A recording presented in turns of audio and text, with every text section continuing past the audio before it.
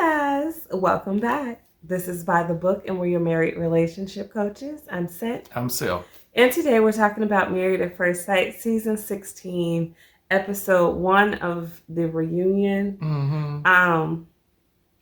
I sort of feel like they saved, I guess, the good parts, the juicy parts maybe, for Episode 2 of the reunion. Mm-hmm. But I don't know. It seems like there's a little bit more emotion shown in the previews for next week. But anyway, just wanted to give our little commentary on a few observations that we've made. If you guys are anything like us, you feel like this season is a little bit of a drag in terms of them dragging it on and on after decision day. And then there's not a lot, honestly, in my opinion, of development in terms of what's happened in between decision day and right now. I wasn't hit with anything really that shocked me to find out in this episode. If you disagree, please drop it in the comments, because I didn't see much. I kind of just saw more of the same. So with that said, I think let's start with Arris and Jasmine. Again, Arris is Arris. He's going to make his awkward sexual comments. I don't know why they decided to save it until the reunion show to show when he spoke about having an open marriage. Yeah. He kind of explained that away, saying like he will just say something outrageous if he's tired of filming or something like that. But I don't know, that he probably would. He strikes me as somebody who might try something like that if his wife was for it. No? Harris seems to be pretty open himself to just about anything. So, yeah, even though he tried to walk it back and basically say that he wouldn't really want to see his wife getting, as he said, drilled by someone else. I mean, he ain't drilling her. He might as well let somebody do it. Well. But, that was just classic Arris. Yeah. Speaking off the cuff and coming on strong and wrong. Yeah. Yeah. Speaking of strong and wrong, like, I think we all were not surprised, but again, disappointed to see how he kind of spoke to her about when she felt more or less attacked by his cousin, Felina. In kind of expressing that he preferred stronger women, and saying to her it would seem like you were intimidated. I don't know. It just seemed like juvenile to me, something. I won't say it's something that I haven't seen before. He reminds me of, I don't know, all the men I knew in my 20s, but he's almost 40. So, I don't know, just disappointed to hear that.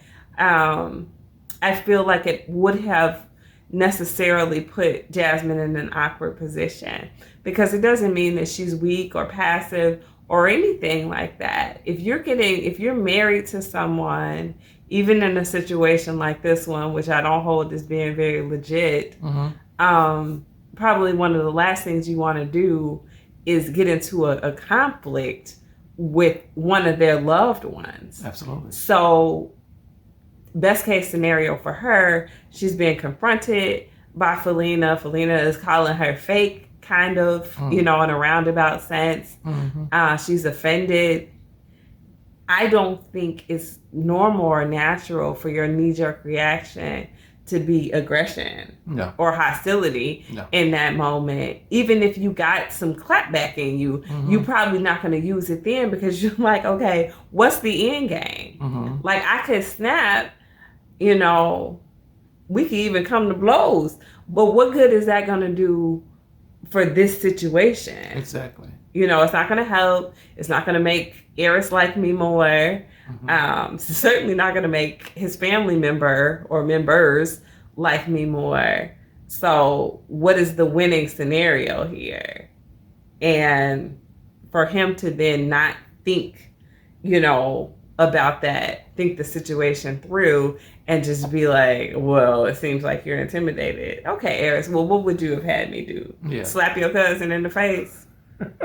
Well, yeah, I think Jasmine did everything right in that situation. I think you're right. She is there. She's just meeting his side of the family. She wants to make a good impression. She wants them to like her.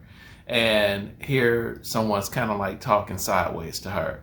She did what she was supposed to do, is de-escalate the situation. Yeah. You don't add on to it. You don't continue to feed into it. You know, maybe if your name is Lindsay from the previous season, then maybe you go in. But if for anyone else that don't want the drama to continue, you begin to de-escalate the situation, and that's exactly what Jasmine did. She did. That's what I would have done, and I might be a little feisty, but I think in that a little.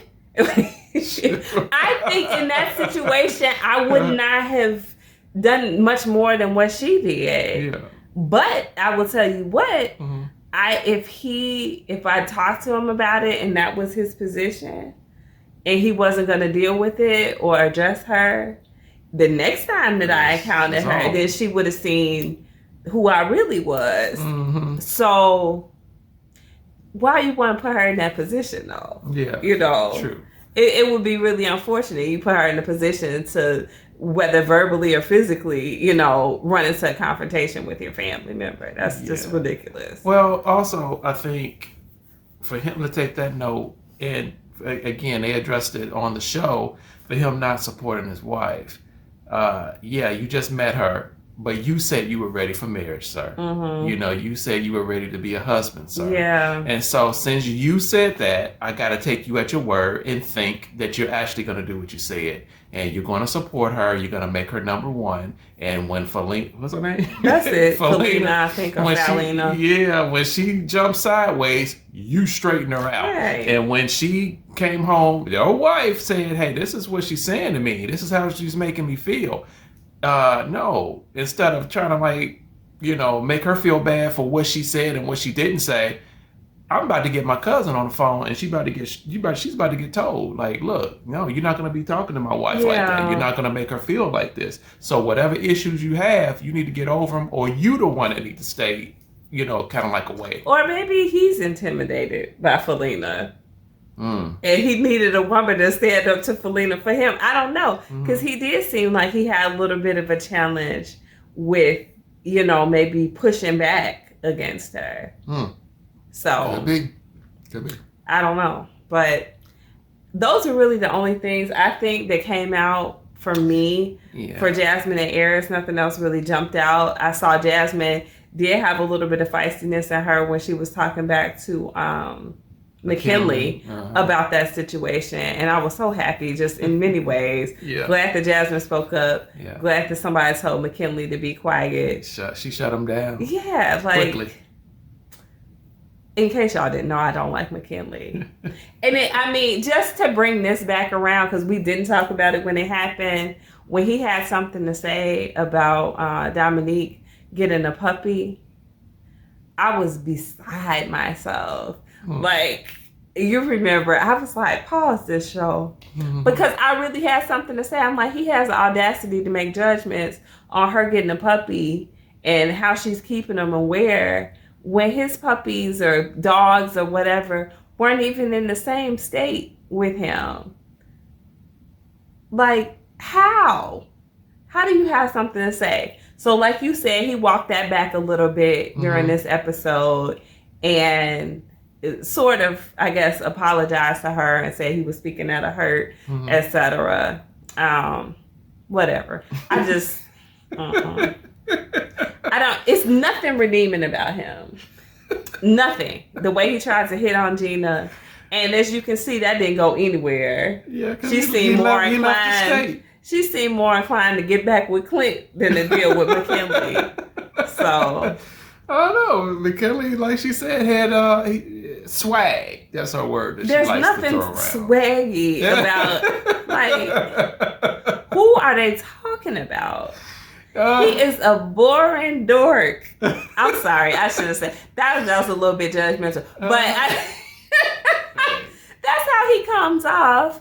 I don't see where she could see swag in him where she didn't see swag in Clint. And I'm not saying Clint has swag, not really. Mm-hmm. But if I had to choose, it's Clint every time. Mm-hmm. Like, there's just nothing redeeming about McKinley to me. And then he seems like a sleaze for even hitting on her. Mm-hmm. A sleaze on her DMs. Boy, shut up.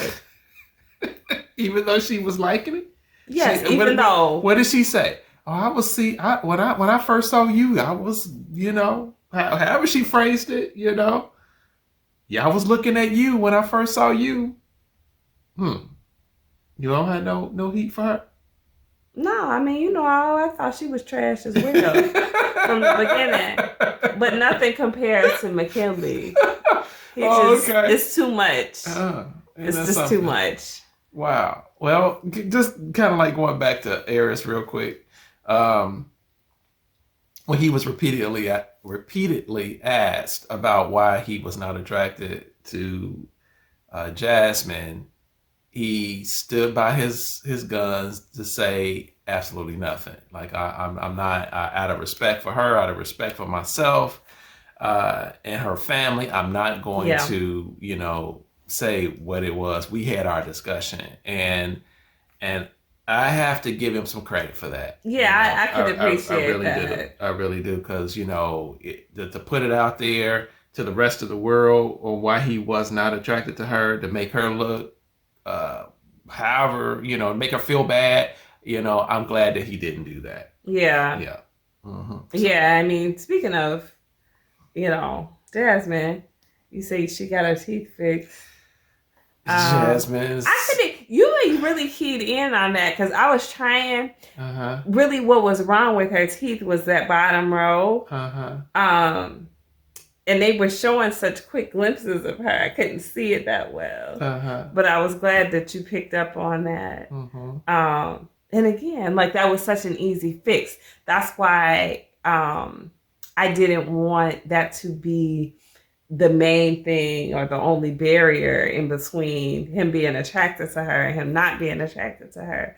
Because I'm like, yeah, you may not like that right now, and I get it, and that's fair for anybody to say or have a preference regarding, but it's such an easy fix. Yes. And as we can see, it's fixed. It's fixed. So, if that was holding you back, don't you feel silly because now that's not even an issue? Yes. Yeah, that was my second part. I commend him for not dragging her through the mud, whatever, make her feel less than for whatever the reason was on national TV. I'm glad that he didn't, but I wish that he was more mature. And if that was the issue, her smile, her teeth, whatever, that he was looking very short-sighted at the physical and letting that truly just dictate everything that went forward. And it's unfortunate because I think she's a really decent girl. Yeah. From what I can see, what she showed, how she presented herself, I have no problem with Jasmine.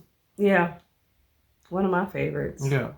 So, anything stand out with you about Shaquille and Kirsten? Shaquille, him and hawing about his decision, or lack of a decision, because that was very substandard. I was about to say something else, but that was a very substandard decision for him to say no, and for the reasons that he was given. A prophet told him. I knew we was gonna go down this lane. A prophet. I just ignored that. I kind of brushed it away. It was so absurd. For me, it wasn't even. I'm just like, okay, Shaq. A prophet. He said a prophet called him. Oh my goodness! And told him to be selfish. Yes, yes, right. Be selfish and make the decision for you. My goodness, there's so much I could really say biblically and theologically about this that just don't add up with that. But just for the sake of argument, he said a pastor, so maybe that's what he walked it back to a pastor, but here's the thing. I wish people would read their Bibles, because you would understand that prophets do not get into these type of situations with people as far as who you should pick and who you shouldn't pick. And a pastor is not going to be telling you to think selfishly. It's just not going to happen. The pastor, if it's a biblical pastor, I have met a lot of different types of pastors. I don't know. I met some too, but I'm talking about an actual biblical pastor. But he didn't say what kind of pastor it was. He's going to say walk in responsibility. That's what he's going to say. He's going to say walk in your commitment. I believe he could have spoken to a pastor that gave him bad and non-biblical advice. A false prophet. A bad pastor. I believe that he could have. But nonetheless, I feel like he was disingenuous the whole time about his decision. I think he had made a decision well in advance. I think that he made his decision off of having been hurt and humiliated. And he may not want to admit to that publicly. But I think he had a grudge that he held against Kirsten for making him feel a certain type of way, for rejecting him at the beginning, and him having such intense emotional responses to that.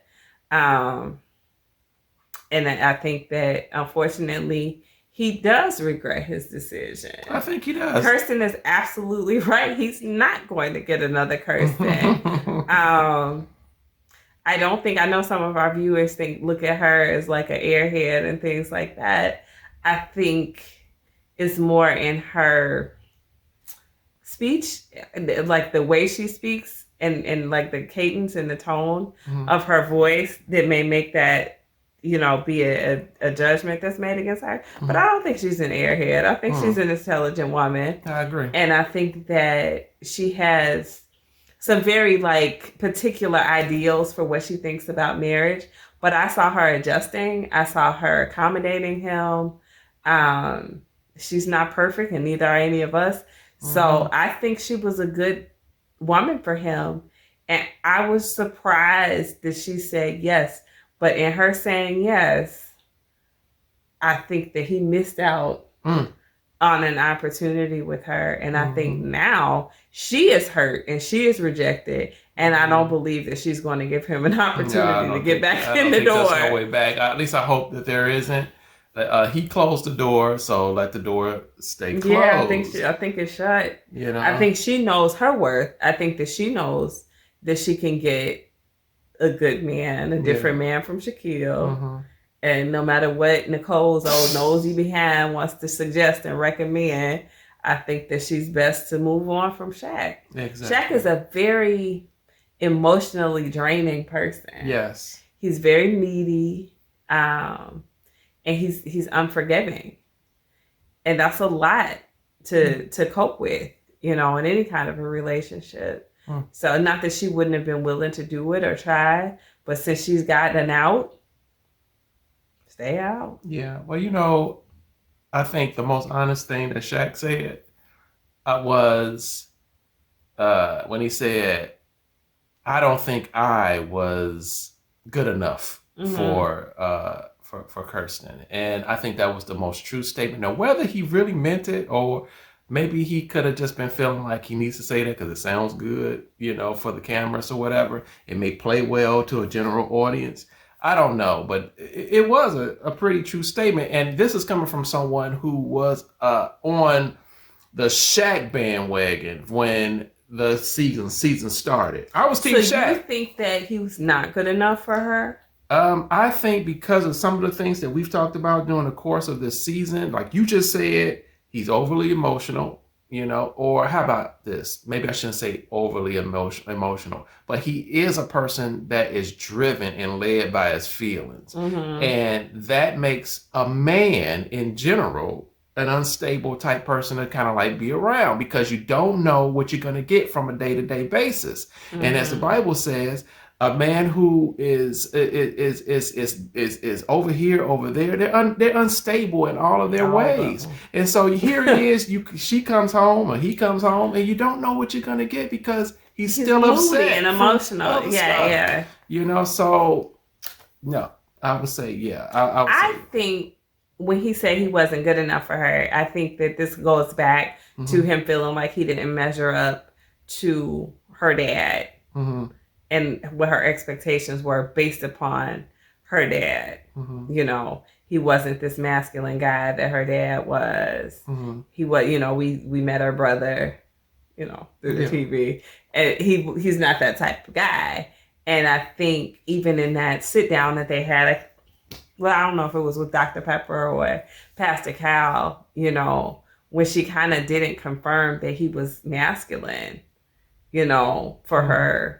You know, that was a shock to him. Yeah, well, she did say he was masculine. Not at first she did. But she took a long time to say it. She thought about it. When I think it was Dr. Pia. And she was that who it was? I think it was that asked her, well, do you think Shaq is masculine? And she was like... That's a no. Like, I don't care what came out of her mouth. Yeah. That pause was a no. And then she had to think about it. See, I mean, and to be fair, she's right? Like, there's different types of masculinity. True. And the traditional masculinity that she was thinking about when she made that face, the answer to that was an emphatic no. Now, if she thinks about it, you know, is he, you know, caring in another way? Does he provide in another kind of way? Some other things that you can kind of roundabout say, okay, yeah, you know, that's a masculine trait. Then she could kind of fit him into the whole little bit. But was she immediately, like, her knee-jerk reaction to what masculinity is, I don't think he fit it. I think her answer was no. Yeah, I agree, because her facial expression, she looked like a calf that just saw a new gate, and it was just like she just paused. I mean, right there for a good 5 seconds. Finally, when she does say, "Yes, my husband is masculine," but it took her a long time to kind of like get those words together just for that. And so, yeah, the masculine thing, and then him being uncertain, back and forth, showing his emotion, his disapproval with her, and he continued to say what he was saying throughout the course of the season, when he continued to say, I need someone who's more supportive of me. And I'm glad that she spoke up and was just like, I don't know what he's talking about, because I folded his clothes, I made his lunch, I cooked dinner. What are you talking about? Or basically, no, I'm listening to you, but I have been, or I was supportive to you. But it's not in the way he wanted. The way that she was supportive, if you listen to that, even the examples that you just gave, she was dutiful. She was a dutiful wife. She did things. She did acts of service. And she would show up for him because once she knew that he wanted her to show up for him, then that's what she did. But naturally on her own, even when he talked about when they had the scene where she sat with him, I think it was on a park bench, talking about him losing his grandmother. He didn't have the emotional support from her that he requires. So he basically wanted someone to put their arms around him and rock him. You know, like his mama. Yeah. So it's different. Although she's there and she's checking on him, it's kind of a little detached emotionally. Now, keep in mind, he had just rejected her, and there was hurt there still. True. So even if she had that in her to give, she may not have had it at that moment. But I think Kirsten is just less like that. And if Shaquille ideally is getting the type of woman that he wants someone that emotion comes a lot more naturally from. And for Kirsten, that's just not it. So, it just may be a bad match. I agree. Honestly. By which this season was just a bad match. The previous season was just a bad match. Yeah. I mean, you've got your Nicole and Chris, but oh my gosh, how about her father saying that he had BDE? How much did they pay him to say that? He likes Chris now. I don't care if he likes him or not. Call a spade a spade. That man doesn't have any BDE. None. Y'all tell me I'm wrong. Maybe. If you squint your eyes just a little bit. No, look not the energy. I don't know if he has BD. Maybe he does. But he don't have the E to go along with it. Nope. Oh my goodness. Well, you know what? They've been married for a while. We don't know what Nicole's daddy has seen. Nothing. He may have seen some things that we didn't see on camera. There's nothing to see. We saw Chris for who he was when he was blubbering over them dogs. That was just that one time. That's all it takes. That's all it takes. Yes. You got to give them a chance. Anybody can fall down, but as long as they get back up. Over some dogs, he was crying like that. He hadn't even given a thought into... They didn't die. You know what I'm saying? Like, he hadn't even given thought in the remedy in the situation. Because he loves his dog so much that he didn't want to lose his dogs. You didn't think about how you would fix the situation. That's how much you love your dogs, that you can't use logic. Well, he had to experience that emotion first, and then he was going to fix okay, if I situation. see you cry like that about ILO, I'm going to have to rethink some things.